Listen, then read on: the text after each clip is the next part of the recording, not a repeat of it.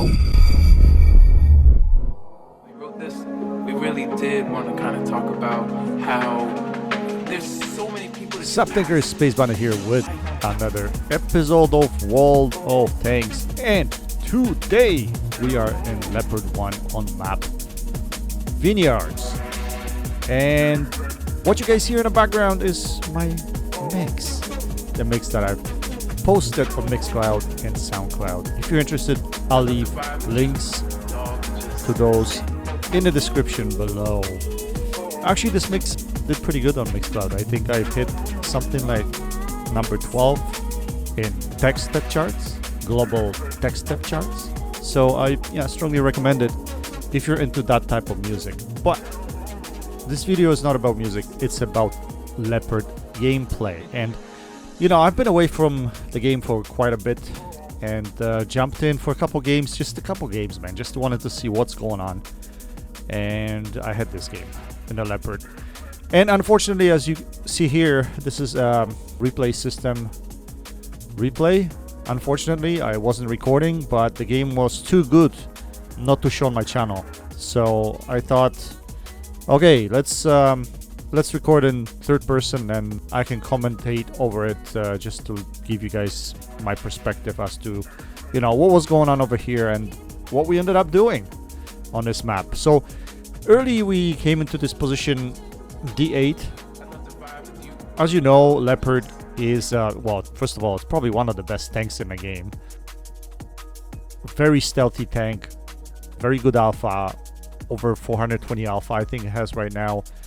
Very stealthy. If you have it built to stealth, which I do, then yeah, this tank, you don't have to be really far away to fight. You just have to be concerned about, you know, high camo TDs and high camo tanks on the opposing team. So you notice me early focusing that light tank, and that was key because if we could take their eyes early in the game, then we're gonna have freedom to kind of operate pretty much wherever in the Leopard and be eyes for our team as well as remain unspotted, right? That's key. So we're gonna stay in this position here because we have shots. As you noticed here, the opposition is pushing A-line quite hard. So we're gonna try to support our friendlies here. If we get spotted, we dip down just like this, making sure that, you know, we maintain our hit point pool.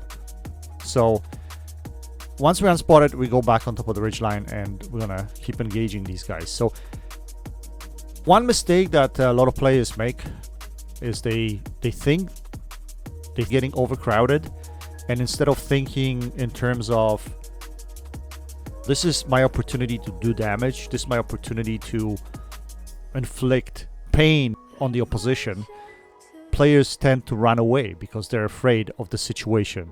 You can't be afraid of the situation. You just have to remember to be cautious, right? Like every time you get spotted, like I do, have a place where you can dip into cover. So that's exactly what I'm doing here. But I'm not leaving until my friendlies die. Like we still have two friendlies on this side. There's this heavy tank and a TD. And we're going to try to support them as much as we can. And once, you know, once they're dead, because eventually they will die, there's no question about it. Side turret shot on object 705 doesn't pen, which slightly ticks me off because it was a really good shot. I thought it should have penned, but regardless. So yeah, we're gonna stick around here and keep putting shells into these guys. Keep putting shells, keep putting shells. But as you notice now, both of our tanks are dead.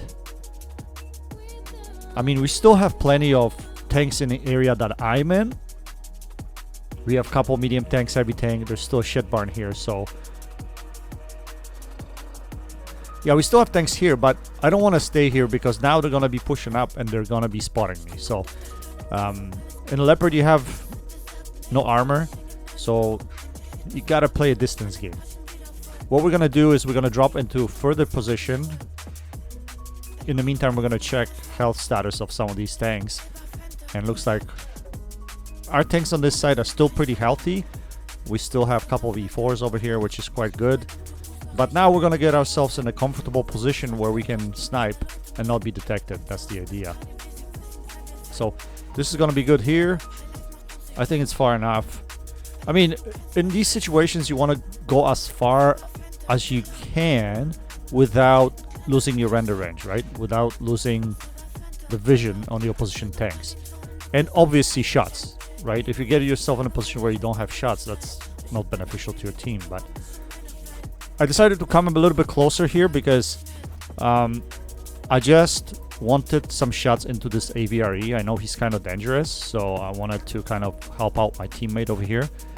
This shot there was like super narrow. AVRE is playing it right. He's not showing his lower plate, only his turret.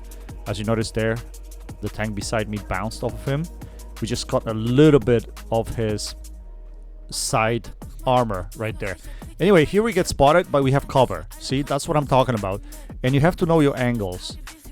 In this situation, I could have been shot from the middle of the map if there was anything from the opposition team in the middle, but luckily there wasn't.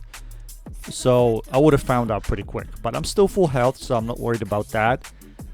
And we're just gonna try to look for shots. Look for shots. This AVRE is making a different play. He's trying to come towards the middle here, but he's not giving me anything. Like these players, some of these players play well. They're still playing their tanks right. Like this shot here on that heavy tank, I think it was Object 705. That hit a top plate just below the turret. I was surprised it actually penned because he was still playing it right. He was only showing his turret. Now, here is the interesting situation. So if you look at the score, it's 3v9. So the game is pretty much a loss, right? But I'm not going to play it any different. We're just going to play Leopard the way it's supposed to be played. And don't matter if, you know, if we're losing, winning, I would still be making the same play over here. So we take out that object on a move. Now we're going to take out this A5, which brings the game a little bit closer because they were one-shots. And now we're going to turn around, try to deal with this AVRE. So can we put a shell into him? I think I could see a little bit of his upper plate right here, and we managed to put this in. Now, was not expecting that TD on my back here. And he puts a big shell into me. And unfortunately, I missed my lower plate shot right there. And here I'm going to try to play this dangerous game. I'm going to try to juke him, but he doesn't go for it. He hits me. And here we just track him. I don't know. I was thinking that E4 behind him is going to hit him. But now I see this Yak Tiger coming after me, and I'm like, okay, that's not good. Going to try to track him. We do. And I thought I was dead over here, but luckily our E4 bails us out. Sometimes you need friendlies. Sometimes you need your friends to help you out every once in a while, and that's exactly what happened here. My friendly helped me out, and I really appreciate that, because otherwise I probably would have been dead by now. So we turn around. We have shots into this waffle. We decided not to fight the object on the K line because I want to help our heavy tank on this side of the map. And since I have shots into this waffle and he's super duper dangerous, right? We got to take him out of the game. Then that's exactly what I'm going to do. I am worried about that TD behind me, but I know there's E4 over there, so he should be holding him in check. At the same time, we spot this object 705. We fire the shell, but his angle, basically, there's no way I could have penned him. And there's one TD still missing from the map, and I know he wasn't spotted. So I scooted quickly towards this side because I didn't want to get shot. And now our E4 is pushing up. I thought, okay, well, let's push up then. Let's take this guy out of the game. But then what I see is E4 actually pens him, and he puts him down to one shot. And I'm like, okay, you know what? Maybe I don't need to push him. I can still be useful on this side of the map. Help our friendly here. He still has a little bit of health left. So if we can help support him, maybe we can still pull this back. As you notice here, it's 3v3 now. So we did pull it back quite well.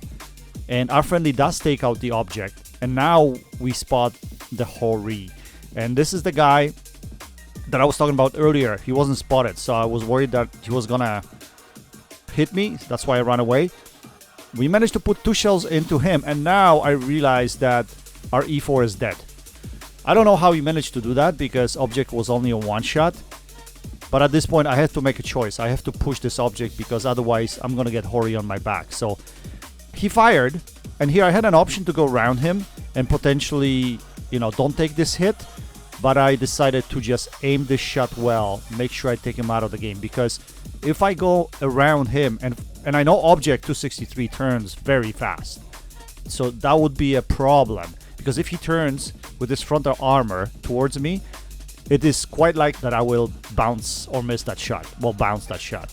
So I decided to just make sure I aim the shot, take him out of the game, and then worry about Hori later. See, because he was coming after me regardless. If I stayed too long in that location, I would have been dead right now. So we're gonna play some tricks on this Hori. With Leopard, obviously we have view range advantage and camo advantage. I know we are one shot, so we don't want to get spotted. That's the key thing here. But we want to remain far enough that we can still spot him, not get spotted, and hopefully just chew down his HP. He's got almost 1000 HP. That's a 3-shot to me. And I see a shot over here, very narrow, but I thought I was going to be able to hit it. I did not. And now I was thinking, shit, that's a problem, because now I'm spotted. He knows where I am, right? Last thing you want to do is get, especially in one-on-one situation, is let opposition tank know where you are, because they're going to chase you, right? Especially if they have HP advantage. But then I thought, it's not such a bad thing, because if I pick a really good position where I can defend from, like here, where I have cover, I should be able to outspot him. The only thing I have to be worried about is if he's sneaky enough and he gets in too close so he can spot me, I might be in trouble, right? But I can't spot him, not sure what's going on. So I decided not to wait in the same spot for too long. What we're gonna go instead is we're gonna try to circle around him. He wouldn't expect that from us. And try to catch him. Not fire until I have cover. If I'm too close, I have to pay attention to that. Now, if I was a Hori, if I was that TD, I wouldn't play the view range game with the Leopard. It's literally a loss for you. You don't want to be doing that, because by the time you approach me, I'm going to probably drain your health down and you'll be dead. So if I was Hori, I would pick a spot somewhere in the city where I can hide and don't be flanked, right? Because once Hori doesn't have movable turrets, so once I would flank him, obviously he'll be dead, because I can just literally go around him. So for him, it would be best to be in the city, and that's what I was kind of thinking. He's going to be somewhere in here, but I wanted a good vantage point, but I didn't want to get spotted. Again, if I went further on that bridge there, if I would have gotten spotted, I would have been dead. So this was just to check whether he's around here. He's not. I can't see him, so we're going to go through the city right now. And when we go through here, we want to make sure we have cover. Always a cover. And this is a good route to take, because from here, you're spotting the city, and you're also spotting the field. So this gives me a lot of information. First off, I can't spot him in a city. Second of all, I'm not spotting anything in a field, at least within that proximity where I am. And again, cover to cover. Here's the castle. We're going to go in here, check our right side, make sure we don't get spotted. We don't spot anything. Same here. We're going to check our left side, make sure we don't get spotted, and we don't. And we're going to poke out here, and we still can't see him. And this is where I started getting a little bit anxious. I'm like, okay, there's only a minute left, around a minute left, and I can't find him. At this point, I'm thinking he's definitely not in the city. He's got to be in a field somewhere. But where in a field? So, again, if I was in his shoes here, I would probably go into the castle area at A5? I'll call it the castle area, whatever. A5, because over there he's got good high ground. And, well, there's a little bit of cover. There's a hill over there so he can hide behind. So that's what I was thinking. I'm just going to scoot through here very quickly. Now, I did spot him here. But I did not realize at the time, guys. I didn't see that little ledge over there. I thought I was going to fall off. So I was paying attention to my driving instead of him getting spotted. And right now I realized that I'm spotted. I'm like, the guy is right there. So, you know, a little bit of element of luck here. He missed his shot. We put a shell into him. We're going to put another shell into him right there. And we unfortunately run out of time. So at this point I was hoping, okay, let's hope we did enough damage that we could have secured the win for the team. Let's see what happens here then. So it's a victory. It looks like we did do more damage than anticipated. And I have a feeling that those last 2 shots of damage that I put on him were very important to securing the win for our team. Because, I don't know, that was like almost, well, he was at what, 1000 HP? So, yeah, that could have made a significant difference there. But too bad I wasn't able to kill him, right? And look, in games like this, little luck is very important. And you need it every once in a while. Obviously, me being away from the game, I've made some mistakes here. I'm not gonna lie. But I played it as well as I could under the circumstances. And we were able to clutch it at the end. We ended up with, what, 9,000 damage? Mastery Ace Tanker. Very, very nice game in a Leopard. And this game just proves how good this tank is under the circumstances. I mean, open map is probably best for this tank, and it always will be. But to be honest, this thing can do well in any circumstance. Even in the city, you just have to play it smart because of the alpha and because of the reload. Yeah, you can still pretty much carry the crap out of any game with this tank. Just don't fight heavy armored vehicles. You can still pen them. Problem is you have no armor. So you need skill. Like if you're playing in a city and you want to fight heavy armor, then you just have to be very fast on your trigger. Anyway, guys, I hope you enjoyed this video. That's it for now. Until next time, happy tanking. Space Bandit checking out.